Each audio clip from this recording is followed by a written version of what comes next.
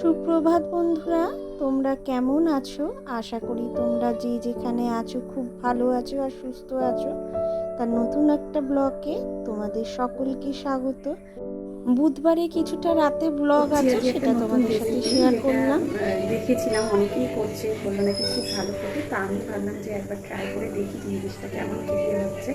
তাই রিক্স নিয়ে শুরু করে দিচ্ছি। রান্নাটা কেমন হবে জানি না, করে দেখি, প্রথমবার করছি। যদি ভালো হয় তাহলে অবশ্যই বলবো, আর খারাপ হলে অবশ্যই বলবো। চলো দেখো, এই যে সর্ষে পোস্ত দিয়ে, নারকেল দিয়ে ডিম ভাপা, এখানে ডিম সেদ্ধ করে নিয়েছি। রান্নাটা করে তারপরে খেয়ে বলতে পারবো যে জিনিসটা কেমন হয়েছে। তার আগে তো বলতে পারবো না। দেখি, ট্রাই নিই। চলো দেখতে থাকো। দেখো আমাদের ডিম ভাপা তৈরি। কেমন হয়েছে অবশ্যই খেয়ে বলবো। এটা তো জাস্ট করে উঠলাম এখন ডিম ভাপাটা। দেখতে তো খুব সুন্দর হয়েছে, এবার খেতে কেমন হবে প্রথম খাবো জানি না, কোনোদিনও ট্রাই করিনি। ট্রাই করেই এবার বলতে পারবো সত্যি করে যে কেমন হয়েছে। তো দেখতে তো খুবই সুন্দর হয়েছে, জানি না খেতে কেমন হবে। চলো খেয়ে তারপর বলবো। আর ঘেমে গেছি, এখন যাবো গা ধুতে। গা ধুয়ে এসে তারপরে আমি খাবার দেবো ওদেরকে। ততক্ষণের জন্য খেয়ে দিয়ে স্নান টান করে নিই, তারপরে খেয়ে দিয়ে বলবো কেমন হয়েছে রাত্রিবেলা খেতে বসে। চলো, খুব গরম লাগছে। চলো বলে দিই ডিম ভাপাটা কেমন হয়েছে। সত্যি খুব সুন্দর হয়েছে। তোমরা বাড়িতে একবার করে ট্রাই করতেই পারো, খুবই সুস্বাদু খেতে হয়। আমি ভাবতে পারিনি যে এত সুন্দর হবে। তা যাই হোক, করে তো খুবই ভালো লাগলো। ভয়ে ভয়ে রান্না করেছিলাম। তা তোমরা চাইলে একবার করে ট্রাই করতেই পারো ডিম ভাপা। তাই এটা হচ্ছে বৃহস্পতিবারের পরের দিন সকালবেলা থেকে ব্লগটা শুরু করে ফেলেছি।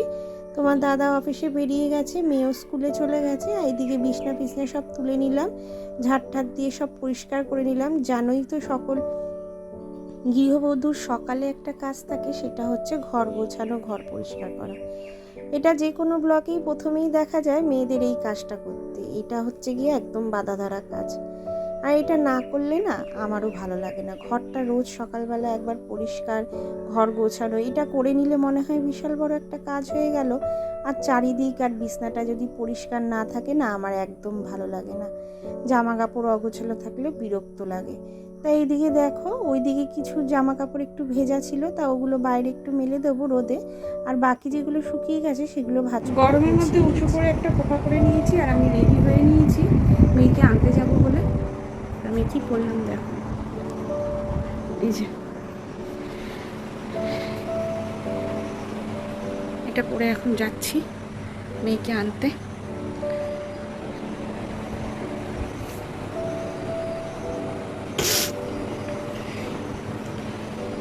সানঠান হয়ে গেছে, খুব গরম লাগছে, কিছু করাই যাচ্ছে না গরমে, কিচ্ছু করতে পারছি না গরমে। আর বাইরে কি মেঘ করেছে, আর মাথা পাতা না ঘামে এত কুটকুট কুটকুট করছে না, বিরক্ত ধরে যাচ্ছে। তো মেয়েকে নিয়ে আসি, তারপর তোমাদের সাথে আবার কথা হবে। তো দেখতে থাকো। আর একটু করে একটা কোপা বেঁধে নিয়েছি, মাথার মধ্যে তেল দেওয়া, এসে মাথা ঘষবো আজকে। একবার স্নান হয়ে গেছে, আবার সেকেন্ড টাইম মাথা ঘষবো, এটাই ইচ্ছা আছে। মেয়েকে আনতে যাব বলে এদিকে তো রেডি হয়ে নিয়েছি, কিন্তু বাইরে ভালো মেঘ করেছে। তা ভাবছি কিভাবে যাব। তাই ইচ্ছা আছে একটু তাড়াতাড়ি বেরিয়ে যাব, বৃষ্টিটা যদি না পেতে হয়। কিন্তু কিছু করার নেই, আমাকে তো বৃষ্টির মধ্যে পড়তেই হয়েছে। যে পরিমাণে মেঘ করেছিল আর যেভাবে গরম লাগছিল, বৃষ্টিটা যে হবেই এটা বাধা ধরাই ছিল।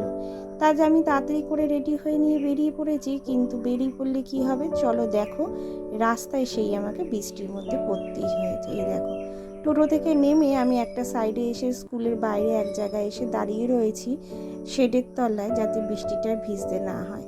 তা বৃষ্টিটা কমার পর আমি বেরিয়ে গেছিলাম ওখান থেকে। বাড়িতে এসে পাউরুটি আর একটু ঘুগনি ছিল, ওই দিয়ে আমরা ব্রেকফাস্টটা কমপ্লিট করেছিলাম। তার সাথে রয়েছিল চা।